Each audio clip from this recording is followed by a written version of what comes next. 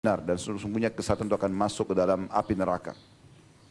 Saudaraku seiman, pada kesempatan ini kita akan membahas judul khutbah kita, wahai para penghina Rasulullah sallallahu alaihi wasallam.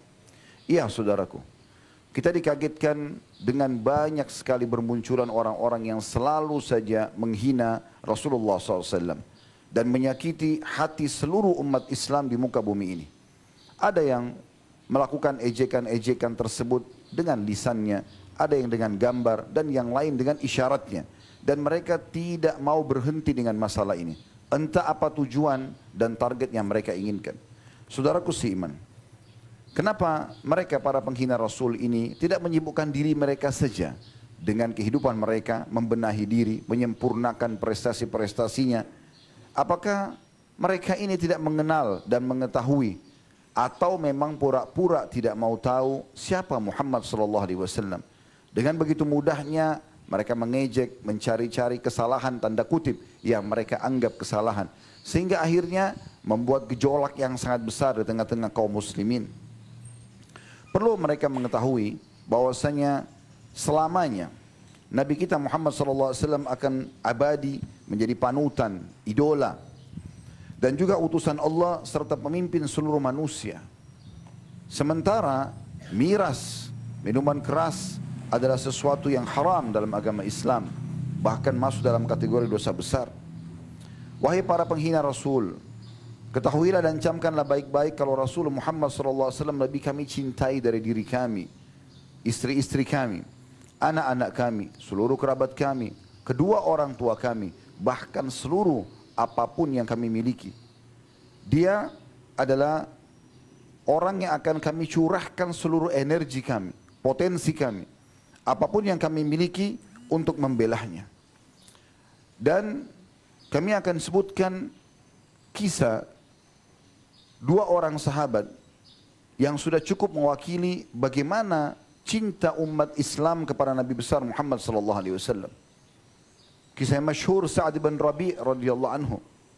Di perang Uhud ditemukan 70 luka di tubuhnya. Dan Nabi SAW berkata kepada beberapa sahabat, adakah yang bisa mencarikan Sa'ad bin Rabi' untukku? Maka para sahabat pun menyebar di tengah kancah peperangan untuk mencari mana Sa'ad bin Rabi'. Maka mereka menemukan Sa'ad bin Rabi' dengan 70 luka, semuanya darah dan ngos-ngosan, sebentar lagi akan wafat. Maka sahabat yang menemui mengatakan, wahai Sa'ad, sesungguhnya Rasulullah SAW menanyakan tentang dirimu. Maka dalam kondisi dia sedang sakarat, dia masih mengatakan, sampaikan salamku kepada Rasulullah SAW dan sampaikan kepadanya, semoga Allah membalas dia dengan sebaik-baik balasan kepada Nabi yang menyampaikan risalah kepada umatnya. Serta pesankan kepada seluruh keluargaku dan kaumku, tidak ada uzur bagi mereka untuk meninggalkan Rasulullah SAW. Lalu saat pun wafat. Di saat akan meninggal dunia pun penuh dengan perjuangan untuk menyampaikan salam hormat, untuk menunjukkan bahwasanya dia peduli dan juga cinta kepada Nabi SAW. Kisah yang kedua, Khubayb bin Adi radhiyallahu anhu, seorang sahabat yang ditawan oleh musuh, kemudian diperjualbelikan di pasar lalu diberi oleh Quraisy, dan Quraisy ingin membunuh Khubayb radhiyallahu anhu karena memang dia banyak menumpas dan membunuh orang-orang Quraisy, kafir Quraisy di perang Badar. Di saat dia akan dibunuh, diikat di sebuah batang pohon kurma, kemudian salah satu Quraisy mengatakan, apakah kau ingin, hai Khubayb? Pada saat itu setiap orang bebas untuk menyiksanya. Ada yang mencoretnya tubuhnya dengan pisau, ada yang menusuknya, ada yang melemparinya dengan batu, ada yang mengejeknya, sehingga dia luka dan dia mati pelan-pelan. Maka ada seseorang yang mengatakan, hai Khubayb, apa kau mau bersedia kalau seandainya kami gantikan posisimu dengan Muhammad dan kau bebas? Maka dalam kondisi luka, sakit parah, ya, dan dia juga mengetahui dia akan dibunuh sebentar lagi, dia mengatakan, demi Allah aku tidak ingin sesaat pun Rasulullah SAW berada di posisiku. Kemudian dia dilempar atau dipanahi dengan anak panah lalu dia mati syahid radhiyallahu anhu. Begitu juga bagaimana gambaran yang digambarkan oleh Urwah, salah satu duta Quraisy. Setiap kali Quraisy ingin mengutus siapapun untuk menemui raja-raja dunia di saat itu, baik Kisra di Persia atau Kaisar di Romawi ataupun Najasyi di Ethiopia. tiga raja besar pada saat itu, pasti akan mengutus atau mereka akan mengutus Urwah. Maka Urwah satu waktu pernah menemui Nabi SAW dan pada saat itu tiba waktu sholat. Maka para sahabat pada saat Nabi SAW sedang berwudu, mereka mengurumuni Nabi SAW lalu mereka memperebutkan sisa air wudunya. Bahkan sampai dahak yang dikeluarkan oleh Nabi SAW pun mereka memperebutkan dan menggosoknya di badan mereka. Lalu kemudian Urwah pulang ke kaumnya sambil mengatakan, bahkan digambarkan dalam riwayat Bukhari, bagaimana Urwah menggambarkan dengan sangat detail bahwasanya tidak seorang pun dari sahabat Muhammad berani memandang wajahnya karena segan dan menghormatinya. Maka dia pulang ke kaumnya lalu mengatakan, wahai kaumku, ketahuilah, aku telah kalian utus atau aku telah mendatangi Kisra, penguasa Persia, Kaisar, penguasa Romawi, dan Najasyi, penguasa Ethiopia. Demi Allah belum pernah aku menemukan satu pun di antara mereka dimuliakan sebagaimana sahabat-sahabat Muhammad memuliakan Muhammad sallallahu alaihi wasallam. Ini sedikit gambaran dan mewakili umat Islam. Bagaimana kalau kita hidup di masa Nabi sallallahu alaihi wasallam, kita pun akan seperti itu. Kita akan terus membela Nabi sallallahu alaihi wasallam, bahkan mendahulukan diri beliau karena memang itu bagian daripada syariat. Di mana Nabi SAW menyampaikan dan diperintahkan oleh Allah, sesungguhnya tidak akan sempurna iman seseorang antara kalian sampai dia mencintaiku melebihi dirinya, keluarganya, bahkan seluruh manusia di muka bumi ini. Ya, itu prinsip dasar kami. Wahai para penghina Rasulullah SAW, belum hilang bekas luka kami karena karikatur yang dibuat di Prancis dan akhirnya melahirkan kecaman yang sangat besar dari seluruh umat Islam di muka bumi ini, termasuk pemboikotan produk-produk Prancis di negara-negara Islam. Muncul lagi dua politikus India, lalu kemudian coba ya, membawa-bawa dan membahas pernikahan Nabi SAW dengan Ummul Mukminin Aisyah yang sudah terjadi lebih dari 1400 tahun yang lalu, di mana pada saat itu menikah dengan anak yang seumur Aisyah adalah hal yang biasa dan tidak ada pelanggaran dalam masalah ini, tapi dijadikan sebagai bahan ejekan. Padahal masih banyak bahan-bahan pembicaraan yang lain. Lalu kemudian terjadi kecaman besar-besaran yang sampai hari ini masih berjalan kecaman tersebut. Dan umumnya di negara Timur Tengah terjadi pemboikotan besar-besaran terhadap produk India. Bahkan banyak muslim-muslim, pengusaha muslim mengeluarkan dan membakar produk-produk India yang ada di supermarket mereka. Subhanallah, belum selesai luka kita tentang masalah itu. Di Indonesia yang mayoritas muslim, kita dikagetkan beberapa hari ini dengan adanya iklan gratis minum khamar, minuman keras atau miras asal namanya Muhammad. Kenapa harus Muhammad? Kenapa bukan George, John, Michael? Berikan gratis minuman kepada mereka. Kenapa Muhammad sallallahu alaihi wasallam? Apakah kalian belum tahu makna Muhammad adalah orang yang mulia atau maknanya sendiri? Muhammad dan Ahmad adalah terpuji. Dan belum pernah ada orang yang bernama seperti Muhammad SAW sebelum beliau. Beliau adalah utusan Allah Subhanahu wa taala. Kenapa harus orang ini? Dan uniknya tersebar di media banyak sekali cuplikan-cuplikan orang yang berbangga-bangga sambil mabuk di tempat tersebut, lalu kemudian memperlihatkan kalau mereka berdoa sambil mabuk, seakan-akan mengolok-olok masalah ini. Belum lagi memang ada orang yang dianggap namanya Muhammad dipanggil-panggil dan seterusnya. Ini sesuatu yang sangat aneh. Baik orang yang pemilik tempat tersebut, yang alhamdulillah sudah datang hukuman, ya walaupun ini masih pembukaan hukuman kalau kami melihat dari Allah Subhanahu wa taala dengan diangkatnya ya, izin dengan alasan tentu belum melengkapi izin-izinnya, juga kalau terus saja berlanjut akan datang hukuman yang jauh lebih besar. Demikian pula dengan orang yang kalau betul yang sedang mabuk itu bernama Muhammad, ini betul-betul seorang muslim yang sangat bodoh yang menghina nabinya Muhammad sallallahu alaihi wasallam. Kenapa harus berbangga mendapatkan sebotol khamar, minuman keras gratis dengan membawakan nama mulia Muhammad sallallahu alaihi wasallam? Muhammad lebih pantas di masjid, di majelis-majelis, di tempat-tempat yang mulia. Wahai para penghina Rasulullah, andai saja kalian belum tahu siapa Muhammad sallallahu alaihi wasallam, maka kami menceritakan kepada kalian. Dia adalah utusan Allah Subhanahu wa taala, pencipta alam semesta ini. Dari populasi 7,5 miliar manusia di muka bumi ini, ada 6 miliar orang-orang yang meyakini tentang Allah. Ada orang Islam, ada Yahudi dan Nasrani, terlepas daripada keyakinan mereka yang lainnya, tapi mereka meyakini ada Tuhan Allah. Mayoritas manusia meyakini Allah Subhanahu wa taala. Yang sisanya meyakini patung dan seterusnya atau orang-orang ateis yang tidak meyakini ada Tuhan. Jadi mayoritas orang meyakini tentang adanya Tuhan Allah. dan Allah mengutus Nabi Muhammad SAW kepada seluruh manusia. Bagaimana Allah menggambarkan dalam Al-Quran tentang masalah ini. A'udzu billahi minasyaitonir rajim, dalam surah Al-Fatih surah nomor 48 ayat 29, Muhammadur Rasulullah, Muhammad adalah utusan Allah. Dan juga dalam surah Al-Ahzab surah nomor 33 ayat 40 Allah mengingatkan, A'udzu billahi minasyaitonir rajim, ma kana Muhammadun aba ahadin min rijalikum walakin Rasulullahi wa khataman nabiyyin wa kana Allah bikulli syai'in alima. Sungguhnya Muhammad bukanlah ayah seseorang di antara kalian, tapi dia adalah utusan Allah dan penutup para nabi. Sesungguhnya Allah mengetahui segala sesuatunya. Dan ayat surah Al-Ahzab ini turun disebabkan karena orang-orang Yahudi menghardik pernikahan Nabi SAW dengan Zainab yang merupakan mantan istri anak angkat Nabi SAW. Dan ini karena memang akan keluar sebuah hukum kalau memang Nabi Muhammad SAW atau seseorang boleh menikahi kalau mantan istri anak angkatnya. Karena ini bukan anak kandungnya. Kalau anak mantu artinya dari anak kandung, maka tidak mungkin bisa dinikahi kalau sudah cerai dengan anak kita. Tapi kalau anak angkat tidak ada hubungannya sama sekali. Maka Allah turunkan ayat ini. Dan Allah subhanahu wa ta'ala dengan hikmahnya mewafatkan 3 anak laki-laki Nabi SAW, Qasim, Abdullah dan juga Ibrahim alaihimussalatu wassalam.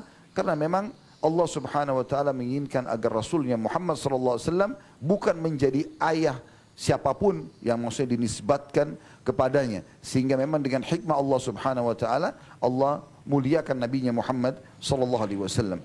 Kalau kalian bertanya tentang akhlaknya, Allah juga sang pencipta langit dan bumi telah berfirman dalam surah Al-Qalam, surah nomor 68 ayat 4, wa innaka la'ala khuluqin azim. Dipuji langsung oleh sang pencipta, sesungguhnya hai Muhammad kau memiliki akhlak yang sangat mulia. Tidak pernah kami temukan salah satu istrinya, anak-anaknya, sahabat-sahabatnya, bahkan seluruh umatnya yang berakal, tentu yang bukan ahli maksiat atau jauh dari akal sehatnya, yang mengejek ataupun menyalahkannya. Bahkan Ummul Mukminin Aisyah radhiyallahu anha dalam hadis Bukhari Muslim menyebutkan waktu ditanya, "Kaifa kana khuluqun Nabi sallallahu alaihi wasallam?" Bagaimana akhlaknya Nabi? Karena yang paling mengenal seorang laki-laki adalah istrinya. Maka istrinya, tetangga bantalnya akan selalu mengetahui mana baik buruknya orang ini. Maka dia hanya bisa menjawab mengatakan kana khuluquhul Quran. Ketahuilah akhlaknya Rasulullah SAW adalah Al-Quran. Dan tidak ada hubungannya, tidak ada kekurangan sama sekali. Saudaraku seiman, kita juga harus memberikan jawaban yang jelas kepada para penghina Rasul ini, bahwasanya yang memerintahkan kita memuliakannya, menolongnya.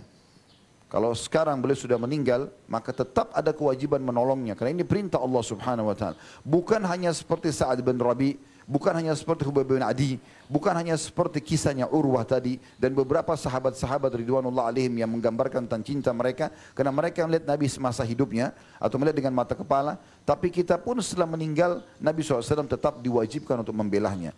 Allah menyebutkan dalam surah Al-A'raf, surah nomor 7 ayat 157, A'udzu billahi minasyaitonir rajim, alladzina yattabi'una ar-rasula an-nabiyyal ummiyya alladzi yajiduna maktuban 'indahum fit Taurati wal Injil, ya'murun bil ma'ruf wa yanhauna 'anil munkari wa yuhillu lahumut thayyibat wa yuharrimu 'alaihimul khaba'itha wa yad'u 'anhum israhum wal aghlala allati kanat 'alaihim falladzina amanu bihi wa 'azzaruhu wa nasaruhu wattaba'un nura alladzi unzila ma'ahu ulaika humul muflihun. Artinya, orang-orang yang mengikuti Rasul Muhammad SAW, Nabi yang buta huruf, memang beliau tidak bisa membaca menulis, agar hilang semua syubhat kalau beliau yang menyusun Al-Quran. Karena telah muncul syubhat seperti ini, bahwasanya Muhammad SAW mengambil ayat dari Taurat dan Injil, lalu menyusunnya menjadi Al-Quran. Maka Allah membantahnya.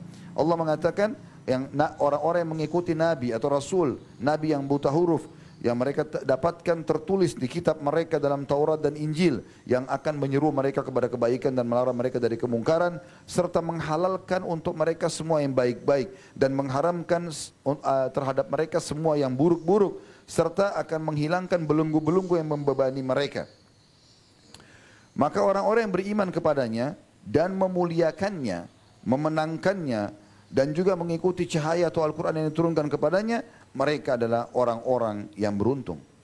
Andai saja wahai para penghina Rasul, kalian menanyakan apa mukjizatnya.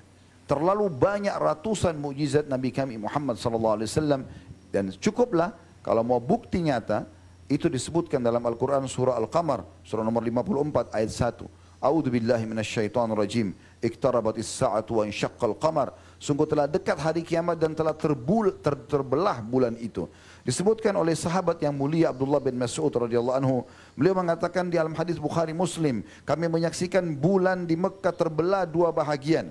Sebelum hijrah Nabi SAW ke Madinah, sebelah bulan di sisi bukit atau gunung Abi Kubais dan sebelah lagi di gunung As-Suwaida. Walaupun orang-orang Quraisy pada saat itu mengatakan, ini pasti sihir, tidak mungkin bulan bisa terbelah. Karena waktu itu mereka menantang Nabi SAW dengan niat untuk menghina Nabi.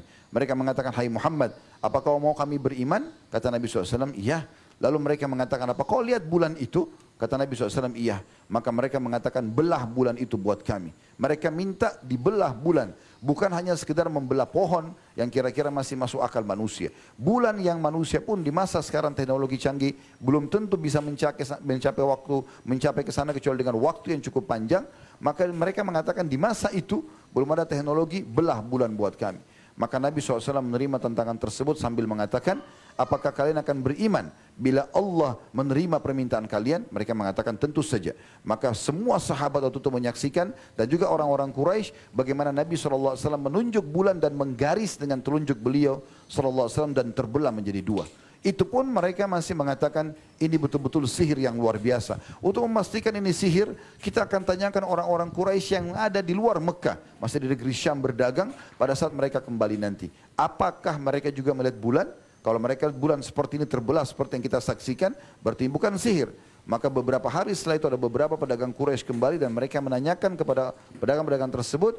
Para pedagang itu pun memberikan kesaksian kalau mereka menyaksikan bulan terbelah. Dan sampai hari ini kita ketik di Google foto bulan terbelah, kita akan temukan memang ada foto nyata, Anda bisa menyaksikan itu. Dan para ilmuwan mengatakan garis yang ada di tengah-tengah bulan ini menandakan dulu bulan pernah terbelah, entah kapan. Dan ini menandakan satu waktu nanti bisa terbelah juga sebagaimana terbelah dulu. Tapi kita umat Islam punya jelas dalam surah Al-Qamar, surah nomor 54 ayat 1.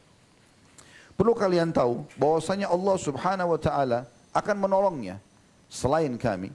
Allah Subhanahu wa taala akan menolongnya dan Allah sudah mengekalkan dalam Al-Qur'an yang kami yakini pasti benar beberapa ayat di antaranya surah Al-Kautsar surah nomor 108 ayat 3. Hampir seluruh umat Islam menghafal ayat ini, inna syani'aka huwal abtar. Sesungguhnya orang yang mengolok-olok kau Muhammad pasti akan rugi. Juga dalam surah Al-Hijr disebutkan ayat 95, a'udzu billahi minasyaitonir rajim, inna kafainakal mustahziin. Sesungguhnya kami pasti memelihara engkau wahai Muhammad dari kejahatan orang-orang yang mengolok-olokmu. Dan kita menyaksikan dalam buku-buku sejarah mayoritas yang telah mengolok-olok Nabi SAW Allah binasakan di perang Badar. Begitu juga Abu Lahab yang sangat masyhur mencaci maki Nabi SAW. Tentu di perang Badar meninggalnya Abu Jahal, Umayyah bin Khalaf, kemudian Al-Walid, Syaibah dan beberapa tokoh-tokoh Quraisy yang memang kerjanya mengolok-olok Nabi SAW di Mekah.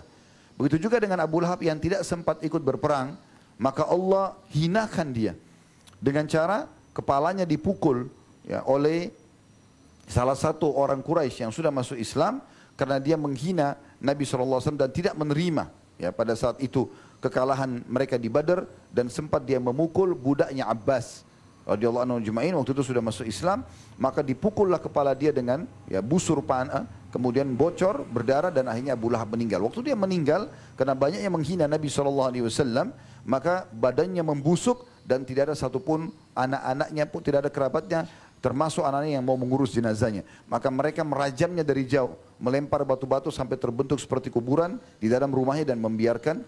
Setelah itu rumahnya tidak ditinggali lagi dan Allahu a'lam bagaimana keadaannya setelah itu. Rumahnya juga tidak diperjualbelikan, entah kemana sekarang sejarah itu. Tapi yang jelas dia pun terhina dan sekian banyak kisah berhubungan dengan masalah itu. Demikian pula di masa setelah meninggalnya Nabi SAW. Kita akan tutup khutbah kita dengan kisah yang masyhur diangkat oleh Ibnu Hajar Al-Asqalani ya, rahimahullah dalam kitabnya Ad-Durar Al-Kamina fi Ayanil Mi'atil Thamina di jilid 4 halaman 103. Dan ini kisah yang sangat masyhur tentunya. Ada seorang tokoh Mongolia masuk agama Nasrani. Maka dia pun mengundang tokoh-tokoh orang-orang Nasrani dan juga pembesar-pembesar Mongolia pada saat itu. Lalu ada seorang pendeta dengan beraninya, dia di pembukaan ceramahnya atau pidatonya, dia menghina-hina Nabi SAW.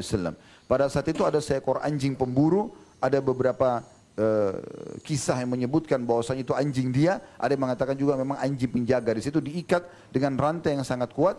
Begitu dia menghina Nabi SAW, anjing tersebut meraung dengan keras, kemudian memaksa diri untuk melepaskan diri dari ikatannya, lalu tiba-tiba menyerang orang ini. Menyerang, dicakar mukanya, digigit dia, kemudian orang-orang memisahkannya. Setelah mulai tenang keadaan, maka orang-orang di situ mengatakan pada dia, mungkin karena kau menghina Muhammad, kita mengatakan sallallahu alaihi wasallam tentunya. Maka pada saat itu dia mengatakan tidak, anjing ini hanya sensitif karena pada saat dia melihat saya sedang pidato, tangan saya memberikan isyarat ke arah dia, dia mengira saya akan memukulnya. Maka dia pun ceramah atau pidato lagi, lalu kemudian dia menghina Nabi SAW yang kedua kali. Anjing yang diikat dengan rantai tersebut kembali marah, ya. Kemudian lepas dari rantainya lalu menyerang orang ini, lalu menggigitnya dari lehernya sampai sobek di bagian dadanya. Sehingga pun dia meninggal seketika. Karena kejadian ini ada 40.000 dari tokoh-tokoh ya, orang-orang Mongolia yang masuk ke dalam agama Islam. Subhanallah, Allah menunjukkan kemahabesarannya. Dan begitu pula dengan kejadian-kejadian yang terjadi sekarang, begitu banyak umat Islam yang terus akan membela Nabi SAW, dan juga ada hikmah-hikmah yang terjadi, orang akan lebih banyak mempelajari Islam itu sendiri. Aku qouli hadza, saya sudah mengucapkan perkataan saya ini, wa astaghfirullah li wa lakum, dan istighfar, saya beristighfar kepada Allah, mengajak jemaah istighfar kepada Allah, fastaghfiruhu innahu wal ghafurur rahim, beristighfarlah sungguh dia Maha Pengampun juga Maha Pengasih.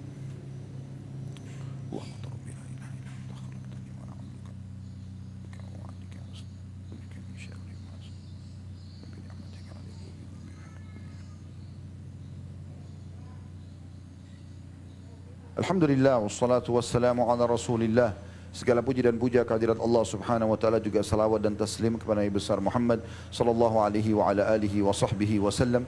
Kesimpulan khutbah kita saudaraku seiman, bahwasanya kita sebagai umat Islam harus punya kewajiban atau menyadari punya kewajiban untuk membela Nabi sallallahu alaihi wasallam. Di masa hidup beliau, kalau kita masih hidup kita akan membela sampai kita wafat pun. Begitu juga dengan pada saat beliau sudah meninggal dunia. Bahkan ayat Al-Quran yang berbunyi a'udzubillahi minasyaitonir rajim, la tarfa'u aswatakum fawqa sautin nabi, hai ayyuhalladzina amanu la tarfa'u aswatakum fawqa sautin nabi, hai orang beriman jangan kalian mengangkat suara kalian di atas suara rasul, di atas suara nabi. Kata para ulama tafsir, di masa hidup beliau saja kalau kita angkakan intonasi suara nabi itu 6 misalnya, maka seluruh orang beriman tidak boleh lebih dari 6 itu. Harus lebih rendah dari suara Nabi SAW. Dan ulama tafsir mengangkat ayat ini masih berlaku setelah meninggal Nabi SAW. Maka dianjurkan pada saat masuk ke masjid Nabi SAW, ziarah kuburnya, itu tidak mengangkat suaranya. Jadi dengan santun dan sopan. Bahkan Imam Malik rahimahullah kalau ingin menyampaikan hadis-hadis Nabi SAW, beliau mandi dengan bersih, memakai baju terbaiknya, kemudian beliau memakai parfum terbaik, lalu beliau menyampaikan sabda Nabi SAW. Begitulah umat Islam memuliakan Nabinya Muhammad SAW. Ingkari kemungkaran ini saudaraku seiman, walaupun hanya dengan hati kita. Atau mungkin penyampaian seperti ini yang mungkin yang kita mampu lakukan. Tapi kalau anda tidak memungkiri masalah ini, maka berbahaya sekali. Ingat, fatwa para ulama sangat tegas dari 4 madhab. Bahwasanya para penghina-penghina Rasulullah SAW itu, kalau ada hukum yang dipegang oleh pemerintah muslim, maka semuanya dihukum mati. Baik mereka sengaja atau tidak sengaja. Mereka main-main atau mereka serius. Semuanya itu ya kena hukuman mati. Dan ini disepakati oleh ulama, bisa kita kembali kepada banyak buku-buku fikih. Dan juga bagaimana eksekusi ini hanya diambil oleh tentunya pemerintah dan bukan individual. Tapi hukumannya dihukum mati.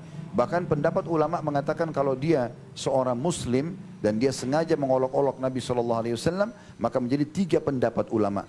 Yang satu mengatakan hukumnya dihukum mati ya, dan tidak diminta taubatnya. Yang satu lagi mengatakan hukumannya dihukum mati walaupun dia sudah taubat. Jadi walaupun dia bertaubat pun tetap harus dihukum mati. Begitu beratnya kalau menghina Nabi SAW, walaupun cuma bercanda. Oleh karena itu teman-teman hati-hati. Contoh kecil tentang masalah jenggot, sunnah Nabi SAW. Anda kalau tidak mau berjenggot, jangan olok. Tidak berjenggot itu hak Anda. Tapi Anda olok-olok, ini berbahaya sekali. Sekarang banyak orang mencaci maki, menghina celana cingkrang. Hanya karena tidak mau isbal. Karena Nabi SAW yang menyuruh itu. Banyak hadis beliau berhubungan dengan masalah itu. Ya. Maka jangan olok-olok kalau Anda tidak mau lakukan. Dan sekian banyak contoh-contoh dari sunnah Nabi SAW. Dan hati-hati, kekufuran ada di depan mata kalau Anda sengaja mengolok-oloknya. Sebagaimana kaum munafikin yang disebutkan dalam surah Al-Ahzab. Saudaraku Siman, di hari Jumat adalah waktu yang mulia di mana Allah Subhanahu wa taala memberikan kesempatan kita untuk bisa mengajukan doa kita dan diterima oleh Allah Subhanahu wa taala. Sekaligus juga saya mengingatkan hari ini adalah masuk 1 Zulhijjah di mana hari ini adalah hari emas setiap muslim, tidak ada amal apapun yang dikerjakan wajib atau sunnah di 10 awal Zulhijjah dan hari ini kita tanggal 1 Zulhijjah kecuali akan mengalahkan pahala jihad. Kecuali seseorang yang keluar membawa jiwa dan hartanya dan tidak membawa sesuatu pun dari keduanya. Sebagaimana kata Nabi SAW, tidak ada hari-hari sepanjang tahun di mana setiap amal soleh paling Allah cinta dibandingkan dikerjakan di 10 awal bulan Zulhijjah. Maka para sahabat mengatakan jihad pun ya Rasulullah.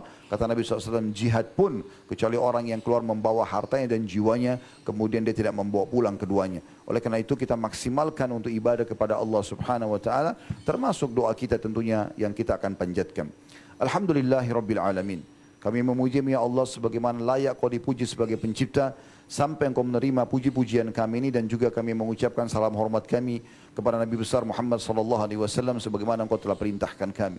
Ya Allah, kami tidak berkumpul di masjid ini, di musalla ini kecuali karena ingin mengerjakan apa yang telah engkau wajibkan kepada kami yaitu salat Jumat. Maka terimalah ini dengan pahala yang sempurna serta terimalah seluruh amal-amal soleh yang pernah kami kerjakan, yang sedang kami kerjakan, yang akan kami kerjakan sampai menjelang ajal datang nanti dengan pahala yang sempurna. Dan ampunilah kami, kedua orang tua kami, seluruh kerabat kami, seluruh muslimin dan muslimat, mukminin dan mukminat yang hidup dan juga yang sudah meninggal. Ya Allah, jadikan negara kami Indonesia negara yang aman, tentram, damai, seluruh umat Islam di bawah naungan ukhuwah Islamiyah.